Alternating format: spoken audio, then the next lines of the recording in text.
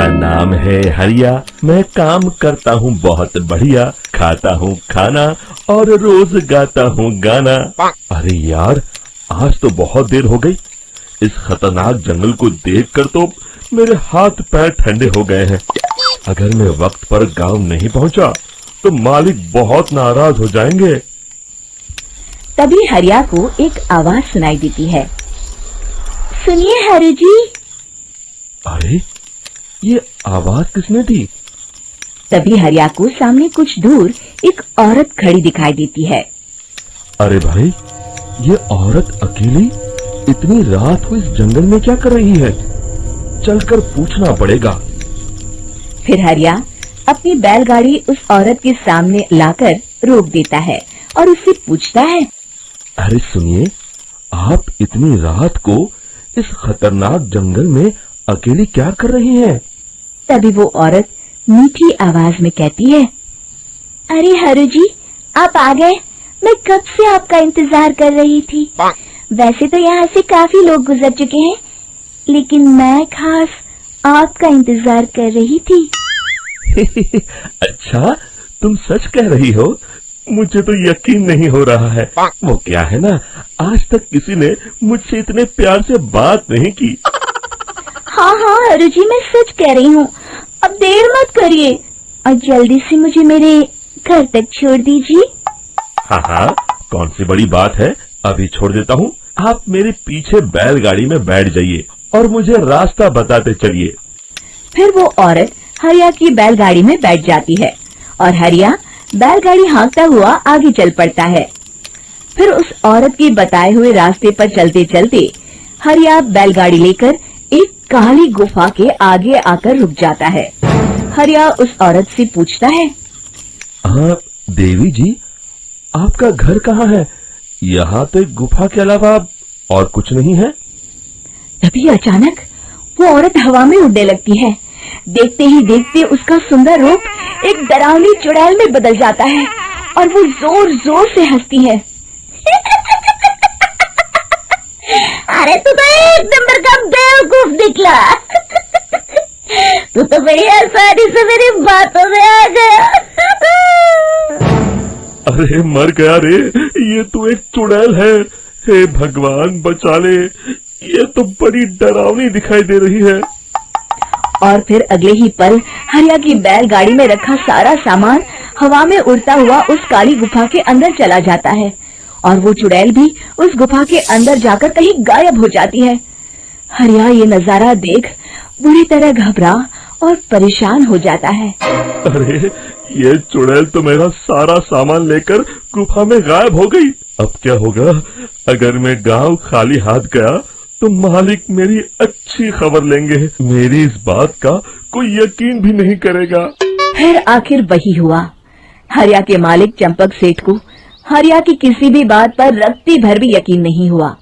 चंपक सेठ को लगा हरिया झूठ बोल रहा है और उसने ही लालच में आकर सारा सामान हड़प कर लिया है। फिर हरिया को बेईमान समझकर चंपक सेठ उसे काम से निकाल देता है। अगले दिन अपनी दुकान में परेशान बैठा चंपक सेठ गुस्से में बड़बड़ाता है। अरे, दुकान में तो सामान बिल्कुल भी नहीं है। अब मुझे ही शहर जाकर सामान लाना होगा। फिर वो अपनी बैलगाड़ी लेकर शहर चला जाता है। शहर से सामान लेकर जब चंपक सेठ वापस गांव लौट रहा होता है, तभी उसे एक आवाज सुनाई देती है।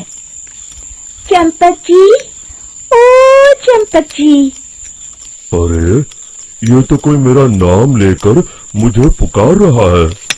फिर उस रास्ते में वही औरत खड़ी दिखाई देती है। फिर क्या था, हरिया की तरह चंपक सेठ भी उस औरत के पास अपनी बैलगाड़ी लेकर जाता है और वो भी उसकी चिकनी चुपड़ी बातों के मुंह जाल में फंस जाता है। फिर चुड़ैल उसे भी अपनी गुफा तक ले जाती है और उसका सारा सामान लेकर गुफा में गायब हो जाती है। बेचारा चंपक सेठ लाचार होकर खाली हाथ गांव लौट आता है। फिर ये उस जंगल में रोज की बात हो जाती है। जो कोई भी शहर से कुछ लेकर गांव की तरफ लौटता, वो चुड़ैल उसे बेवकूफ बनाकर उसका सारा सामान लेकर गुफा में गायब हो जाती। एक दिन हरिया एक लकड़हारे को उसी जंगल की तरफ जाते हुए देखता है। फिर हरिया उसे रोकते हुए कहता है, अरे भाई, क्यों अपनी मौत को दावत दे रहे हो? मेरी बात मानो, आगे जंगल में मत जाओ, वहाँ एक बड़ी भयानक चुड़ैल रहती है। लकड़हारा हरिया की बातों को नजरअंदाज करते हुए कहता है, अरे भाई, मुझे पहले ही बहुत देर हो चुकी है, मुझे जाने दो भाई। शाम तक लकड़ियाँ काट कर शहर के बाजार में बेचना है। तुम अपनी ये कहानी किसी फुर्सत में बैठे इंसान को सुनाओ, मैं तो चला। इतना कहकर लकड़हारा वहाँ से आगे जंगल की तरफ चला जाता है। फिर अगले दिन गांव के मुखिया के घर के बाहर बहुत सारे लोग जमा हो जाते हैं। तभी हाथ में कुल्हाड़ी लिए खड़ा लकड़हारा कहता है, अरे मुखिया जी, अब आप ही हमें बचाइए उस जंगल वाली चुड़ैल से। हमारा सारा काम तो शहर से ही होता है। अरे मुखिया जी, उस चुड़ैल की वजह से तो मैं पूरी तरह बर्बाद हो गया हूँ। हम सबको मिलकर उस चुड़ैल का कोई इलाज करना पड़ेगा। तभी भीड़ में खड़ा बीरा कहता है, आप लोग चिंता मत करिए, कल से वो चुड़ैल किसी को नहीं लूट पाएगी। मेरे पास एक बहुत अच्छी तरकीब है। तभी चंपक सेठ उसका मजाक उड़ाते हुए कहता है, अरे तेरा नाम बीरा है तो क्या हुआ? तूने अभी उस चुड़ैल को देखा नहीं है? जाकर अपना काम कर, बड़ा आया। तब मुखिया जी कहते हैं, नहीं नहीं चंपक सेठ, मुझे लगता है हमें इस लड़के को एक मौका देना चाहिए। फिर सभी गांव वाले मुखिया जी की बातों से सहमत हो जाते हैं और वीरा शाम को एक बैलगाड़ी में कुछ सामान लादकर उस जंगल की ओर चल देता है। वीरा, ओ वीरा, कहाँ जा रहा है? तभी वीरा मुड़ के देखता है, वही चुड़ैल एक औरत के रूप में खड़ी है। अरे बहन जी, मैं आपको ही ढूंढ रहा था। देखिए, मैं आपके लिए क्या लाया हूँ। है? अरे वाह, तो खुद मेरे लिए इतना सामान लाया है।